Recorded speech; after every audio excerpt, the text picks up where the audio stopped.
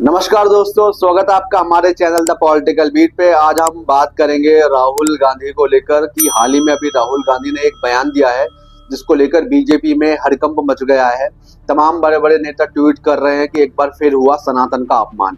अब हमारा वही सवाल कि भाई सनातन का अपमान सिर्फ जब ही क्यों होता है जब राहुल गांधी कुछ बयान देते हैं या कुछ बोल देते हैं, या फिर सिर्फ कांग्रेस पार्टी ही कुछ बोलेगी तो ही सनातन का अपमान होगा, या तभी हिंदू की जो आस्था है उसको ठेस पहुंचेगा। मेरा सवाल यही है। जी हाँ, जिस तरीके से अभी दिल्ली में जो यमुना को लेकर राजनीति चल रही थी, तमाम मैंने वीडियो डाली थी ग्राउंड रिपोर्टिंग की भी, और वैसे भी आप मेरे चैनल पे जाकर देख सकते हैं।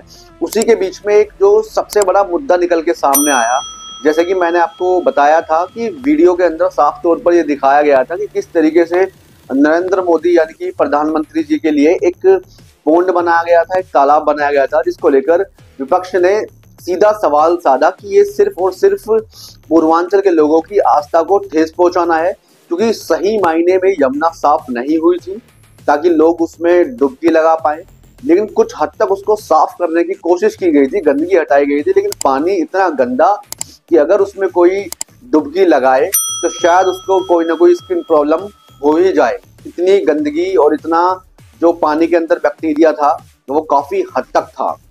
हालांकि इसी को लेकर आम आदमी की पार्टी के जो नेता हैं सौरभ भारद्वाज, उन्होंने भी काफी सारी चीजें एक्सपोज करी। जैसे मैंने अपनी वीडियो में दिखाया भी था कि उन्होंने उस वक्त एक रिपोर्टर की और एक पत्रकार की भूमिका निभाई। आप देख सकते हैं वीडियो में कि किस तरीके से उन्होंने बताया कि मोदी जी के लिए सिर्फ एक स्पेशल तालाब या फिर एक वर्चुअल तालाब, यानी कि जिसको हम कहें तो कृत्रिम तालाब भी कह सकते हैं, जो बनाया गया। लेकिन इस मुद्दे पर इतनी बहस हुई, इतनी वीडियोस बनी, इतना सोशल मीडिया पे मतलब ट्रोल हुआ कि मोदी जी को वहां पे डुबकी लगानी थी, छठी मैया की पूजा करनी थी, और वहां पे आकर जो डुबकी लगानी थी वो उन्होंने रद्द कर। सवाल ये कि राहुल गांधी ने ऐसा क्या बयान दे दिया छठ पूजा के ऊपर जिससे कि तमाम हिंदूवादी नेताओं की जो आस्था थी वो डगमगा गई।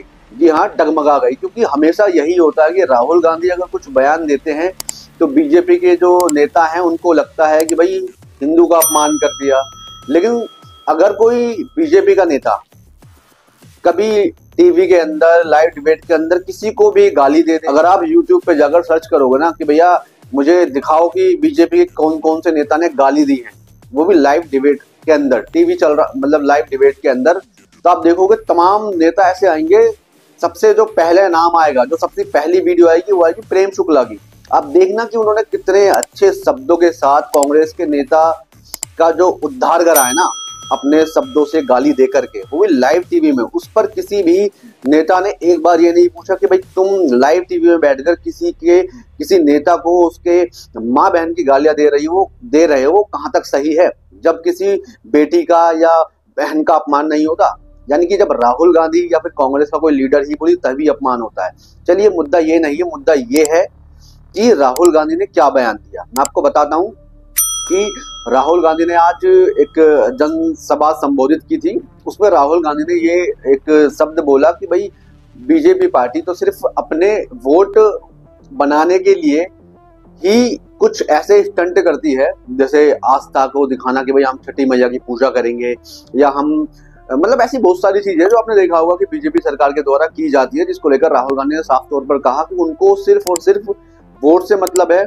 उन्हें किसी की श्रद्धा से या किसी की पूजा से कोई इतना खास मतलब नहीं है। वो सिर्फ और सिर्फ एक झूठा प्रचार करते हैं जिससे कि उन्हें वोट मिल सके। तो उसी को लेकर राहुल गांधी ने कहा कि अगर आप मोदी जी से ये कहोगे ना कि हम आपको वोट दे देंगे और आप नाच के दिखाओ, तो मोदी जी नाचेंगे भी स्टेज पे। जो भी करवाना है करवा लो। मैं कह रहा हूं आप उनको कहो कि देखो भैया हम आपको वोट देंगे, आप स्टेज पे आके नाच लो, वो नाच लेंगे, नाच लेंगे। कह रहा हूं आप कोशिश करो। मोदी जी आइए, स्टेज पे आइए, भाषण मत दीजिए, डांस कर दीजिए, हम आपको वोट देंगे, देखना कर देंगे। जो भी करवाना है करवा लो चुनाव से पहले, जो भी करवाना है चुनाव से पहले करवा लो। चुनाव के बाद नरेंद्र मोदी नहीं दिखाई देंगे।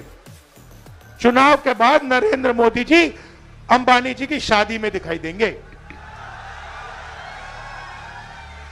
तो इस बयान को लेकर काफी बवाल मचा हुआ है और उसमें कुछ ऐसी बातें भी हैं जिसमें ये भी कहा कि उन्होंने पूर्वांचल के लोगों का अपमान करा है।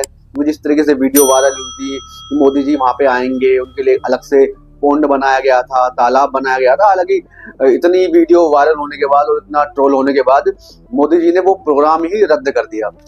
हालांकि ये भी एक बहुत बड़ा सवाल है कि अगर मोदी जी सही थे या बीजेपी पार्टी सही थी तो शायद वहां मोदी जी को आना चाहिए था और साबित करना चाहिए था कि भाई ये सब झूठ है और हमने सच में यमुना को साफ करा है। हमें किसी भी तरीके से वर्चुअल तालाब बनाने की कोई आवश्यकता नहीं थी, वो सच में यमुना थी, साबित करना था। पर वही वाली बात है कि भाई जब सब कुछ विपक्ष की पार्टियों ने ही साबित कर दिया तो बीजेपी पार्टी क्यों अखाड़े में आए? जब उन्होंने सब कुछ पहले से ही सच बता दिया तो मोदी जी आगे वहां पे क्यों ये साबित करेंगे कि भाई हाँ मैंने या हमारी पार्टी ने ये बनाया है। रेखा गुप्ता ने भी इस पे काफी बड़ी बड़ी बातें बोली कि हम ये कर देंगे, हम वो कर देंगे। अब आर्टिफिशियल रेन की भी बात हुई। तो ये सवाल है और रहेगा कि क्या सही मायने में बीजेपी सरकार सिर्फ वोट के लिए ही अपनी श्रद्धा को प्रकट करती है?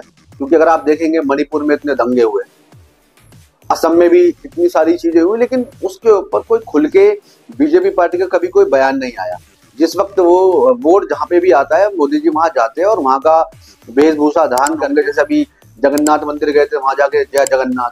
मतलब ये क्या है यार? ये पॉलिटिक्स नहीं तो क्या है? आप सोचिए कि जहां भी जिस भी स्टेट में या जिस भी राज्य में इलेक्शन होगा वहां मोदी जी जाएंगे और सिर्फ अपने बयान देंगे कि भैया जय जगन्नाथ और जय श्री राम, और लोगों को बोलेंगे कि हम ये कर देंगे, झारखंड को नंबर 1 बना देंगे, असम को नंबर 1 बना देंगे।